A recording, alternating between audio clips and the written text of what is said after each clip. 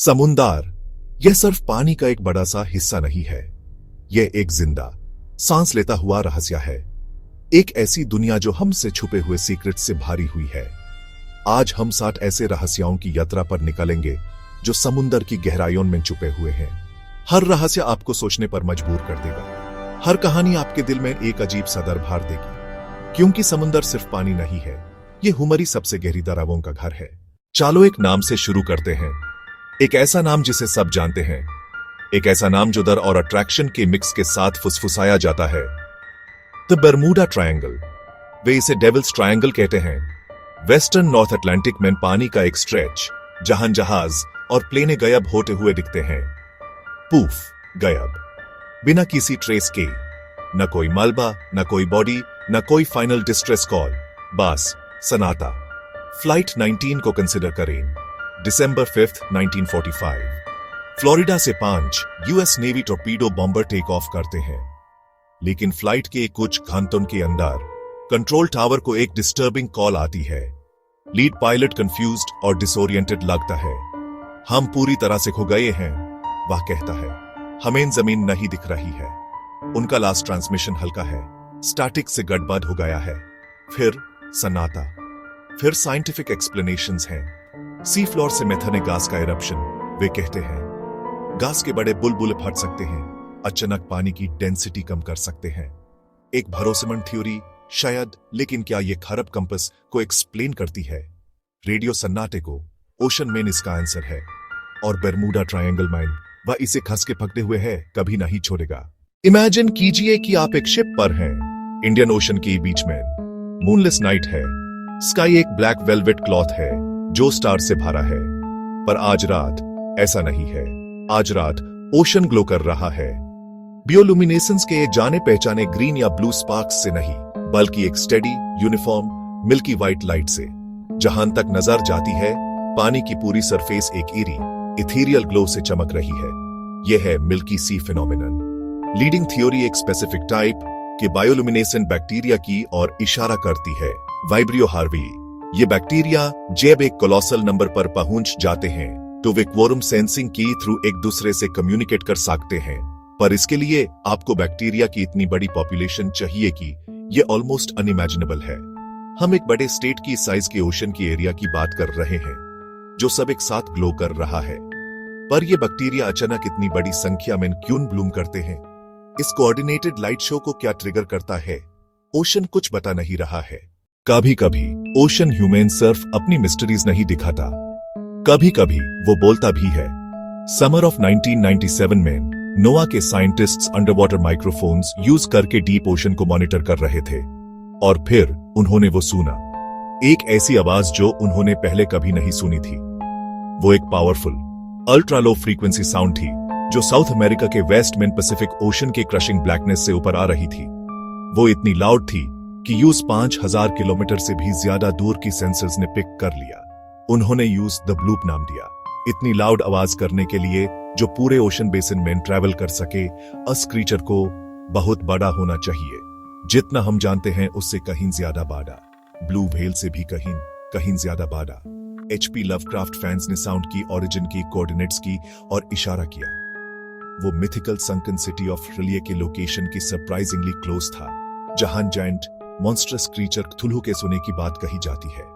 फिर 2012 में नोआ ने एक ऑफिशियल एक्सप्लेनेशन दिया। उन्होंने कंक्लूड किया कि द ब्लूप सबसे ज्यादा एक बड़े आइसक्वेक की आवाज थी, अंटार्कटिका में एक मैसिव आइस शेल्फ या आइसबर्ग के एक ग्लेशियर से टूटने और फ्रैक्चर होने की आवाज। एक प्लॉजिबल साइंटिफिक एक्सप्लेनेशन था, और कई लोगों के लिए मिस्ट्री सॉल्व हो गई थी, लेकिन दूसरों के लिए डाउट्स अभी भी हैं। ओशन विशाल और गहरा है, हमने अभी तक उसमें रहने वाले का सिर्फ एक फ्रैक्शन देखा है। शायद, बस शायद वो आइस थी, या शायद, बस शायद कुछ बहुत बहुत बड़ा अपनी नींद में करवट बदल रहा था। चलो थोड़ा पीछे चलते हैं। साल था 1872। DI ग्राटिया नाम का एक जहाज अटलांटिक में अजोरेस और पोर्टुगल के कोस्ट के बीच कहीं जा रहा था। समुंदर शांत था, दिन साफ था। अचानक लुकआउट को एक और जहाज दिखाई देता है। यह एक ब्रिगंटीन है, 2 मस्तूलों वाला जहाज। यह बिना किसी मकसद के बह रहा है, इसके पाल थोड़े फाटे हुए हैं, हवा में अटपटा सा हिल रहा है। डी ग्राटिया का कैप्टन इस बहते हुए जहाज पर जाने का फैसला करता है। न्यूज जो मिलता है वह अब तक के सबसे बड़े समुद्री रहस्यों में से एक है। जहाज खाली है, एक भी इंसान नहीं है, लेकिन किसी लड़ाई के कोई निशान नहीं है, हिंसा के कोई निशान नहीं है। क्रू के क्वार्टर्स में उनका सामान करीने से रखा हुआ है, पैसे और कीमती सामान छोड़ दिए गए हैं। कैप्टन की कैबिन में उसकी पत्नी की सिलाई मशीन में अभी भी एक कपड़ा लगा हुआ है, जैसे वह अभी एक पल के लिए उठी हो। बिस्तर पर एक बच्चे का खिलौना पड़ा है। जहाज का लॉगबुक डेस्क पर है, उसकी आखिरी एंट्री 10 दिन पहले की गई थी। इसमें कुछ भी अनयूजुअल नहीं लिखा है। जहाज समुद्र में चलने के लिए फिट था। जहाज की एक लाइफ बोट गायब थी। इससे पता चलता है कि क्रू और पैसेंजर्स ने जानबूझकर जहाज छोड़ा था, लेकिन क्यों? कुछ लोगों ने एक और अजीब एक्सप्लेनेशन दिया है। अल्कोहल का सामान, शायद कुछ बैरल लीक हो गए थे, जिसे होल्ड में ज्वलनशील गैसेस बन गई थी। मैरी सेलेस्ट के 10 लोग फिर कभी नहीं देखे गए और नहीं उनके बारे में सुना गया। उनका भाग्य समुद्र का रहस्य बना हुआ है। चलो जापान के कोस्ट पर चलते हैं, योनागुनी के छोटे से आइलैंड पर। 1986 में एक लोकल डाइवर आइलैंड के दक्षिणी किनारे के ऑफ वाटर्स को एक्सप्लोर कर रहा था। हैमरहेड शार्क्स को देखने के लिए नई स्पॉट्स ढूंढ रहा था, और फिर उसने यूस देखा, कुछ ऐसा जिसने यूस अपनी जगह पर रोक दिया। सीबेड से ऊपर उठती हुई एक बहुत बड़ी स्ट्रक्चर थी, एक मैसिव मोनोलिथिक रॉक की फॉर्मेशन, जिसमें ऐसे फीचर्स थे जो अननेचुरल लग रहे थे। इसमें बहुत बड़े फ्लैट टेरेसेस थे, जैसे बड़े स्टेप्स। इसमें शार्प 90 डिग्री एंगल्स थे। कई लोग तर्क देते हैं कि यह पूरी तरह से नेचुरल है। वे बताते हैं कि सैंडस्टोन जिसे मॉन्यूमेंट बना है, अक्सर सीधी प्लेन्स के साथ टूटा है, जिससे शार्प एंगल्स और फ्लैट सर्फेसेस बनते हैं। फिर वे लोग हैं जो मानते हैं कि यह मन मेड है, या कम से कम मैन मॉडिफाइड। वे ऐसे फीचर्स की और इशारा करते हैं जो नेचुरल होने के लिए बहुत परफेक्ट लगते हैं। अगर ये मन मेड है तो ये एक इनक्रेडिबल डिस्कवरी होगी। मॉन्यूमेंट को कम से कम 10,000 ईयर्स पुराना होना होगा, लास्ट आइस एज की एंड से, जब सी लेवल बहुत कम था और वह एरिया पानी के ऊपर था। डिबेट जारी है। साइंटिस्ट्स इसे सोनर से स्कैन करते हैं, डाइवर्स इसकी हर दरार को एक्सप्लोर करते हैं, लेकिन ओशन लाइंस को धुंधला कर देता है। हजारों सालों के इरोशन और मरीन ग्रोथ ने किसी भी डेफिनेटिव प्रूफ को नरम कर दिया है। अगर कोई नक्काशी थी तो वे बहुत पहले गायब हो चुकी है। योनागुनी मॉन्यूमेंट शांत गहराइयों में बैठा है, एक परफेक्ट इनिग्मा। यह या तो दुनिया के सबसे इनक्रेडिबल नेचुरल वंडर्स में से एक है, या ये एक ऐसी सभ्यता की कब्र है जो इतनी प्राचीन है कि उसका नाम समुद्र में हमेशा के लिए खो गया है।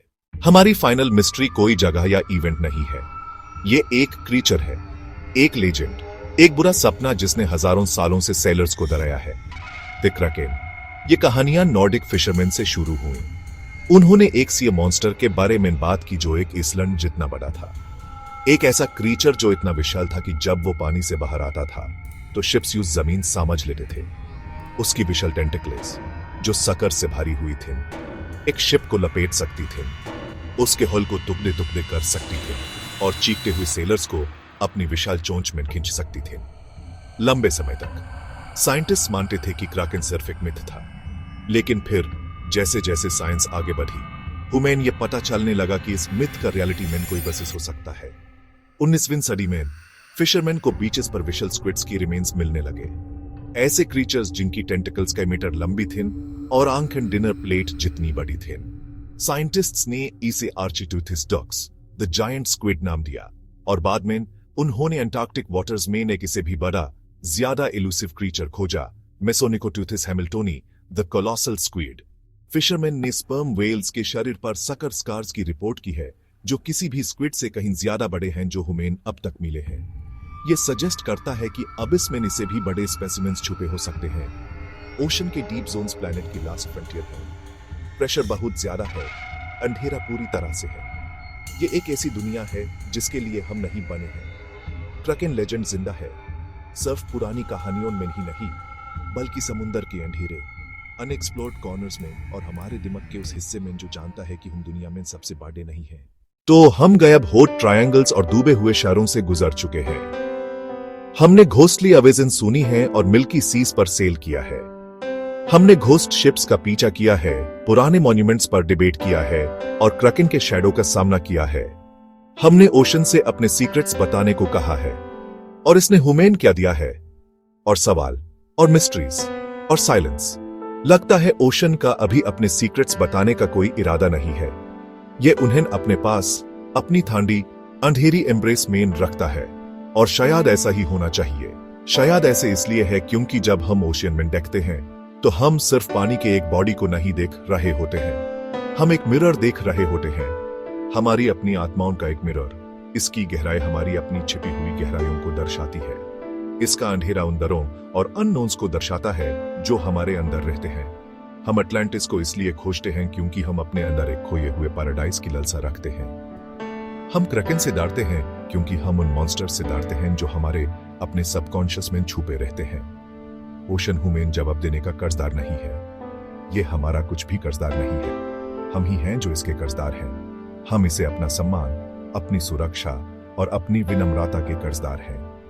बहुत लंबे समय से हमने इसे एक डंपिंग ग्राउंड, एक ऐसा रिसोर्स माना है जिसे लूटा जाना चाहिए। हम भूल गए हैं कि ये एक जीवित, सांस लेता हुआ एंटिटी है, इस प्लैनेट पर सभी जीवन का स्रोत, हमारी दुनिया का महान रेगुलेटर। इसके मिस्ट्रीज हमारी अपनी अज्ञानता की याद दिलाते हैं कि हम वास्तव में कितना कम जानते हैं। वे हुमेन विनम्र होना, जिज्ञासु होना और जिस दुनिया में हम रहते हैं उसके प्रति अवेमन रहना सिखाते हैं।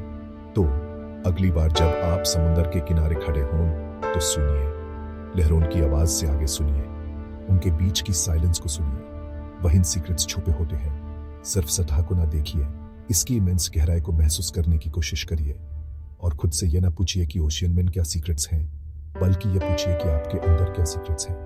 खोज की सबसे बड़ी यात्रा समुद्र पार की यात्रा नहीं है, बल्कि हमारे अपने अस्तित्व में की यात्रा है। ओशियन सिर्फ गाइड है, मैप है, वह इटर्नल मिस्टीरियस और सुंदर सवाल जिसका जवाब खोजना में हम अपनी पूरी जिंदगी लगा देंगे। और जवाब शायद कभी पानी में नहीं था, यह हम में ही था हमेशा से।